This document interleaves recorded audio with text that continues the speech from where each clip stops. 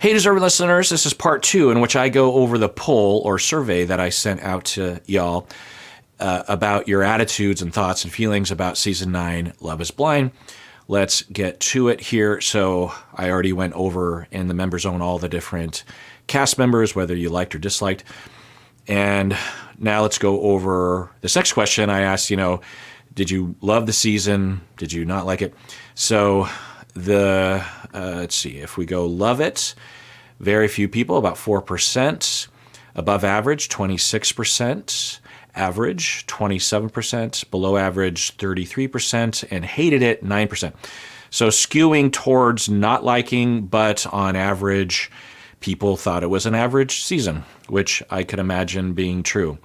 It's interesting hearing through the grapevine or seeing comments, people talk, people can like or dislike this season. It's fine, right? So it's personal preference. I like every season for what it is. Like season 5, people will say was not great. The one with Uche and Lydia and Milton and that sort of thing. And I like that season. Fine. I guess I have different criteria. Everyone has different criteria, but for me, I just want something to talk about.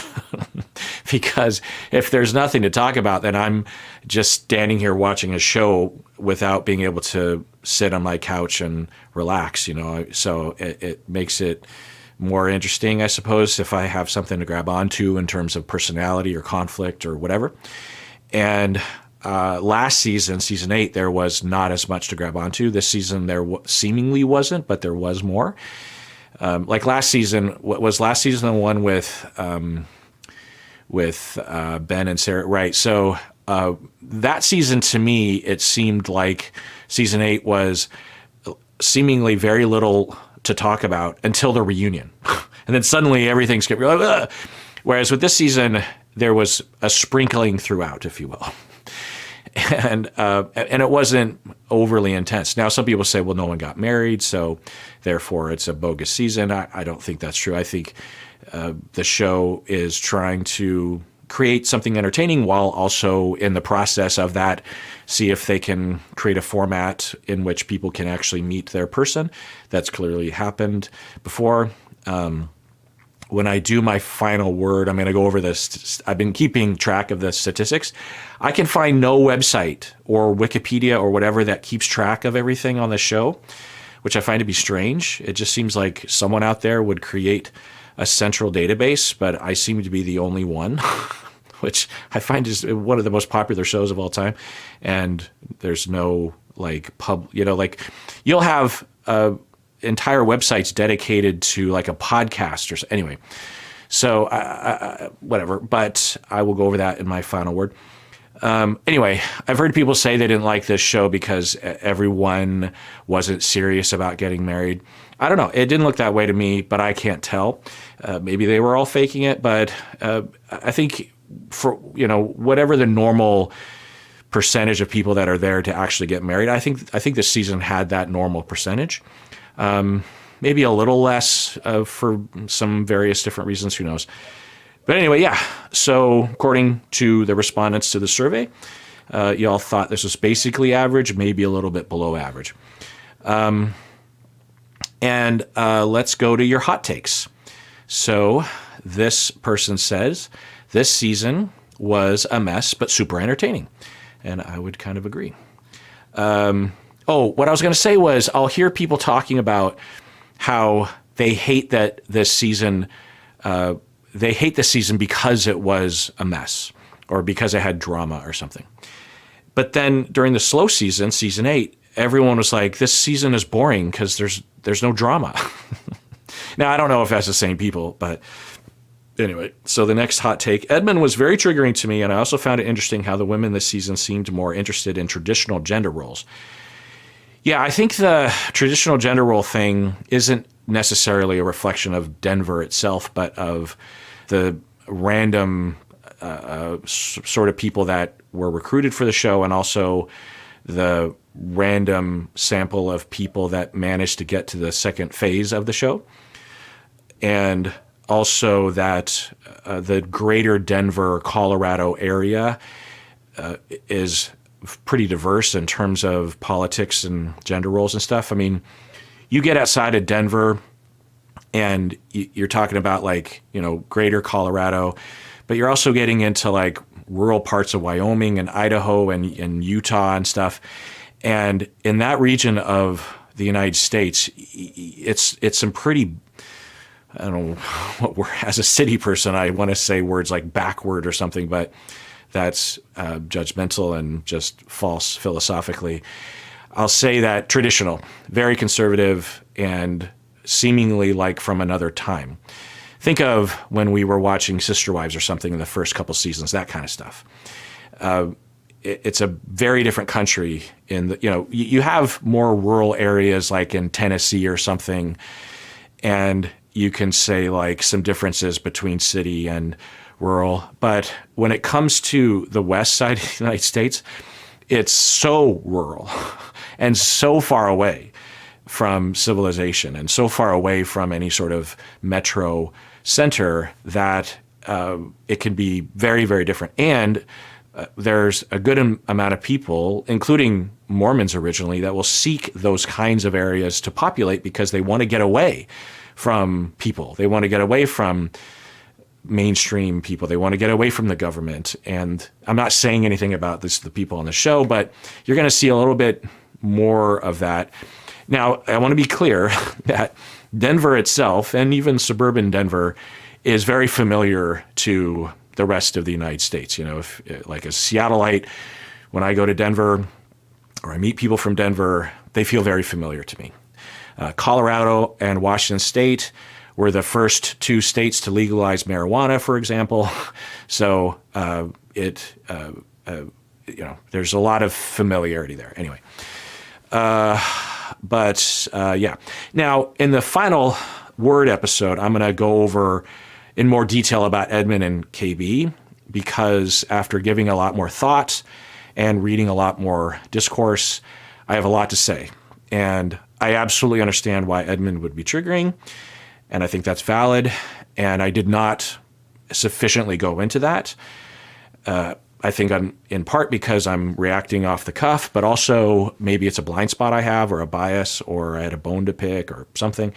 So watch out for that in the final word episode. Madison is very slow to understand what a man, when a man doesn't like her.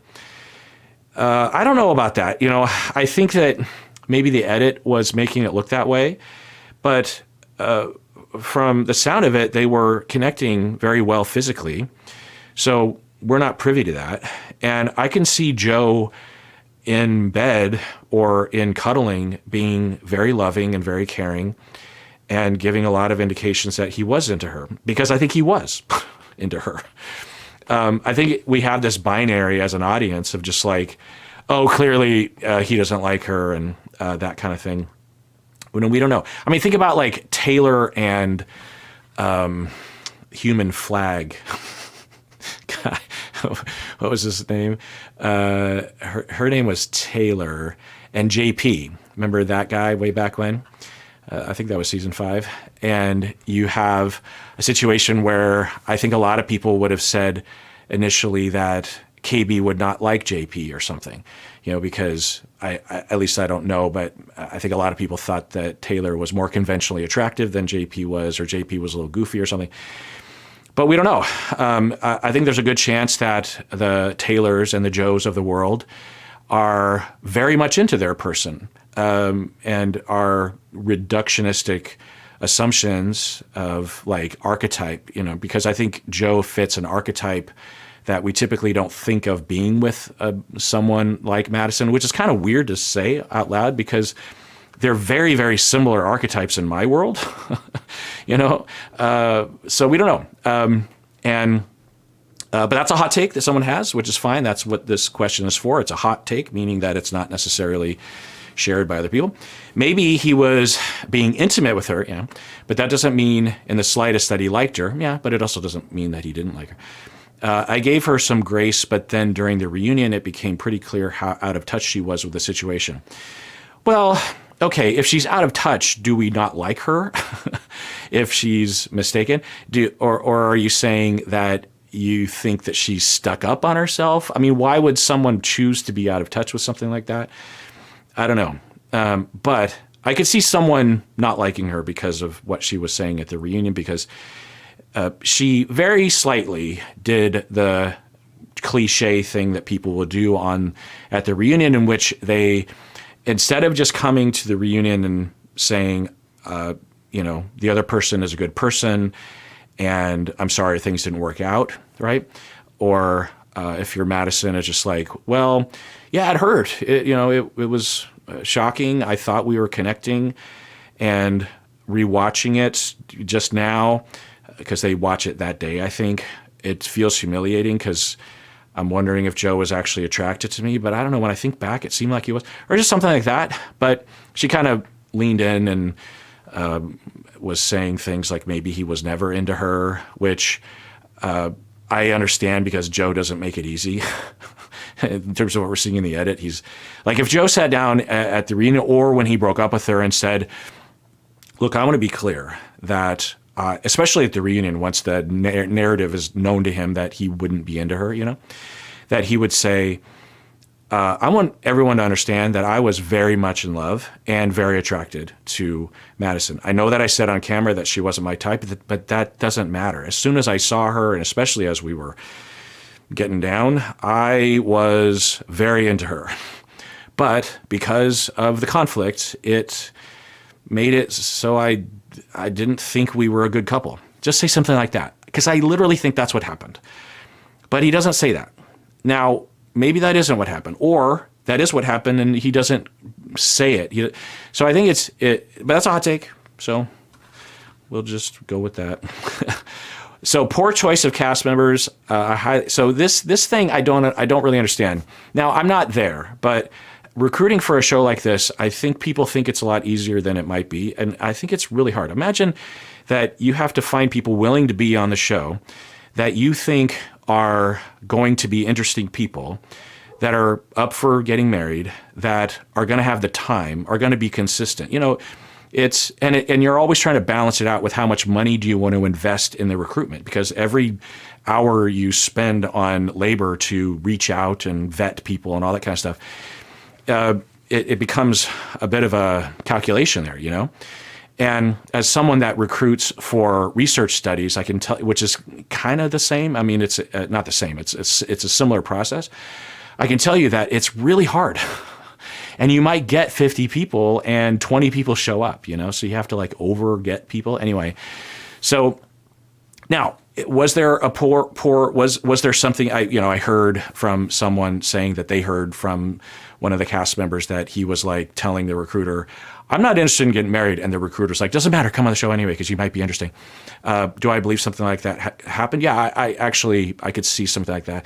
Is that a reflection of the general push of the show? Did the showrunner even know the recruiter was saying that? I don't know. Or is the showrunner aware that, look, if we get half people that are interested in getting married and half people who aren't, it makes for a good show? I could see something like that. But I'm just trying to imagine what show or what season of Love is Blind would 90% of the audience say they did a good job recruiting for that show. I've never heard anyone say, they did a really good job recruiting for this season. I've never heard anyone say. I only hear people saying, now, I don't give a shit if you take a dump on Kinetic or Netflix. It doesn't matter to them. They're rolling in money, and it doesn't matter. So I don't care if you don't like the show, or if you don't like Kinetic, which is the production company, or you don't like Netflix. What do I care? I don't work for them. I work for myself. So whatever. But and I'm not making any friends when I defend them or point these things out. I just think that it's. I think what it does is, I guess I'm protective of the cast, because when people make these assumptions or these assertions, which is very popular, by the way, it basically is saying that none of the cast members were good candidates for dating people and getting married. And I don't think that's fair to them, because I think like any season, you have a group of people that I think most of them are there legitimately. Now, do people come to the table with issues? Yeah. That's what makes reality TV interesting and what makes my reaction videos possible. And it's just normal reality that it's just going to happen. Dating is messy. I assume if you've ever dated or had a relationship that you know that it gets a little funky sometimes. So I guess I'm protective of the cast because I don't see any reason to believe that anyone this season was lying or not legitimately there to see if they could connect with their person and get married at the altar. You could maybe make a case that Nick wasn't, but I don't know. I don't know. I think there's a chance he was there legitimately. Megan and Jordan certainly seemed like they were legit there. I think Allie and Anton were also legit there. I have a whole thing. I actually heard from my contact on the show more information that helps me to flesh out what we saw because it seemed like they really just weren't into each other, but I think it's way more complicated than that. I think KB and Edmund were legitimately there. Maybe you could make a case that Joe wasn't legitimately there, but I don't know. I think that he had at least 3 toes in that direction, if not 10. Madison, similar. I could see her not really being that dependent on finding someone because, she's on the younger side, I think. Anyway, Casey and Patrick, I think a lot of people would think neither one of them were really interested, but I could see them being, at least there's nothing telling me that they weren't legitimately there. So I don't know what that is. I don't know what that bias is. Now, I don't know if the bias is right. And am I biased? Like, what's wrong with me that I am always, I don't understand why I'm always swimming against the grain on things. It benefits me not to fight with the audience about such small things. Why do I do that? Well, I guess because I'm trying to defend the cast. I think this show is a real reality TV show. There are other shows that are not. And I guess I'm just trying to defend a reality show. Because it's so rare to have a real. I don't know I don't watch The Bachelor or The Bachelorette, but I've heard from people that in the last 15, 20 years or whatever, that no one is thinking that The Bachelor, when he gives the final rose or whatever, that they're actually going to get married and spend the rest of their life together. That it's more kind of like a game show that is cosplaying as a marriage show, but. Very rarely, they do occasionally, but it's rare. But on this show, it's different. I think on this show, literally everyone that, especially we see by the time we get to the, that get engaged, I think they're legit. I think, or at least half. And so I don't know. Maybe that's why I'm defending it. Why? I highly disliked most of the cast members and felt there wasn't much substance to them. It was more painful than pleasurable to watch. The painful part, I get, because it is kind of painful to watch people struggle, to watch people get hurt, to watch the couples that we like not work out, especially if you have traumas about that, if you watched your parents not work out. If I wanted to watch people getting drunk and hooking up, I'd watch Too Hot to Handle or Love Island. Well, kind of that's my point, is like I have seen at least Too Hot to Handle a little bit. And yeah, those shows are, they are what they are. They're fun, but the stakes aren't there.